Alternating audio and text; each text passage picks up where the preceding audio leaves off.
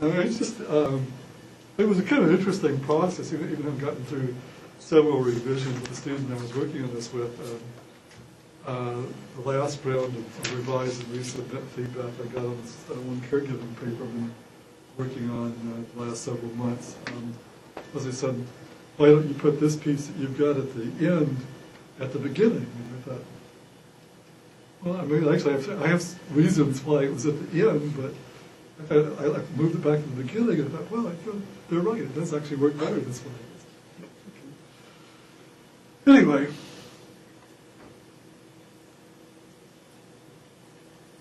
the other thing to look forward to as you move on into your working lives is, I think,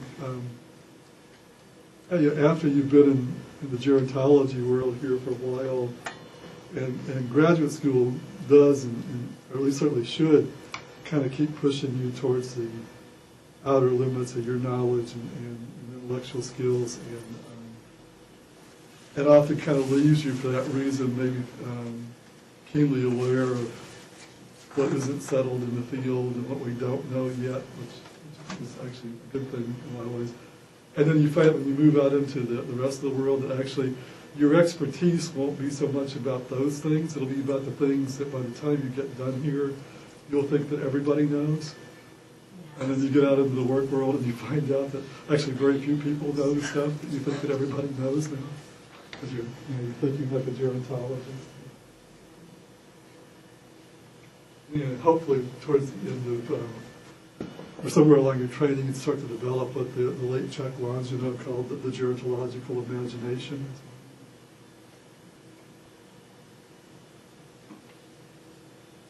I think there's one more thing on my mental list. Maybe it'll come back to me later. Or in the middle of something.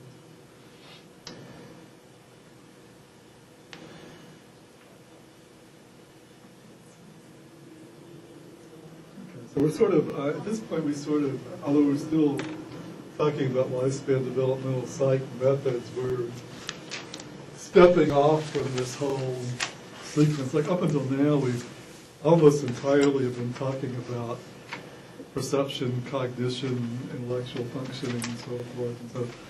And well, I guess dementia is sort of, we'll get back to some of this again, a bit of dementia, but for the most part, for the rest of the class now, we're talking about other stuff, sort of personality and then emotion, and then we'll talk about depression and anxiety and dementia and all that stuff, and then the treatments and health psych and caregiving and all kinds of different things. So it's both non-intellectual, non-cognitive, and also particularly after we get through the lifespan developmental psych piece today. The only phrase that comes to mind is a bit of a hodgepodge, but I mean that in a nice and exciting way. This is actually the part of the class that always I like the best.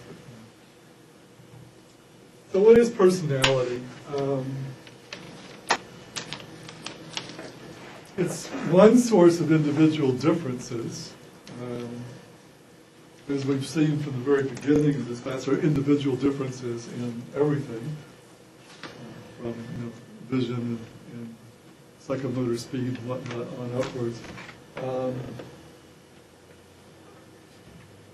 As the final bullet point here says, it's often sort of defined by what it isn't. And so in a lot of ways, personality sort of ends up being historically has kind of been the category of psychological variables that aren't cognitive or intellectual in nature. Now there's actually an interesting question that has gotten raised, and as we've moved towards the focus on the 5 factors that we're going to probably just about all of what we'll talk about today with regard to personality, is whether intelligence itself should be thought of as a personality factor. It's sort of, it's historically in psych, it's tended not to be, even though it certainly does tend to be stable, reliable to measure and so forth, and stable across time and situations. And probably the main reason it hasn't been is just, for the most part, the people that have done intelligence research and the development of psychometric tests on intelligence haven't been particularly interested in personality. And people that have been interested in developing personality tests and study personality haven't been very interested in intelligence. They just haven't been like the same people doing the same stuff. For decades, personality theory and personality research was kind of a clinical psych thing, primarily, and a lot of early personality theory grows out of overlaps with psychotherapy theories. And then that kind of changed 60s and 70s, more or less, as clinical psych got very behavioral and for a while very critical of personality stability as an idea. And I don't know, by the end of the 20th century anyway, somehow the social psychologist owned personality as a field of study. So now it's almost entirely now dominated by social psychologists. More of a social psych than a clinical psych kind of perspective. Not particularly wrong with that, it's just kind of interesting history. In principle, personality is conceived of as being mostly trait-like, which means stable across time, and should be sort of stable across situations as well. The time thing can get a little bit circular in the sense that if in order to be a personality trait, it has to be stable across time, and then you keep discovering that personality is stable across time, it's a little circular.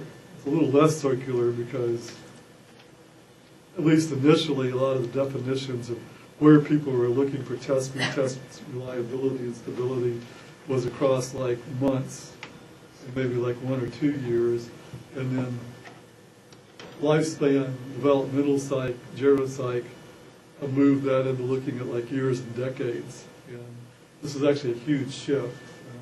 We'll talk about more in a minute. And one of the reasons why personality became respectable again is finding out that you actually could find personality measures that were stable across decades. Surprise to people. But the Donnellan article says it's not stable. I'm going to talk about two different kinds of stability. Okay. Yes. Maybe we should just go ahead and do that now. Thank you for saying that.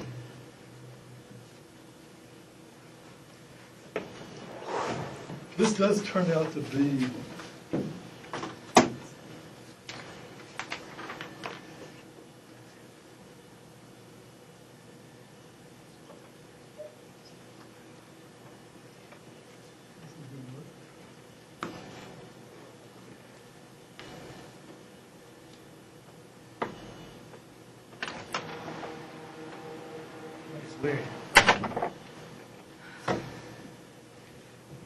says it's been selected, but nothing seems to be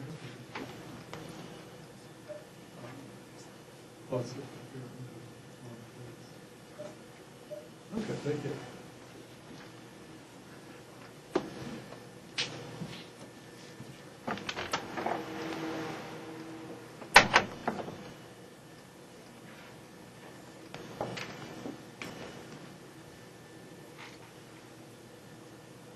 Okay.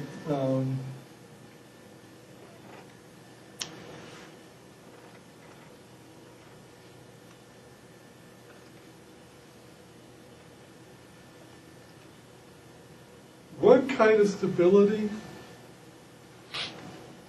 and it's what you get at when you're looking at reliability measures, and for the first couple of decades at least of talking about personality stability and aging, this is the kind of stability that you were looking at was correlational stability. And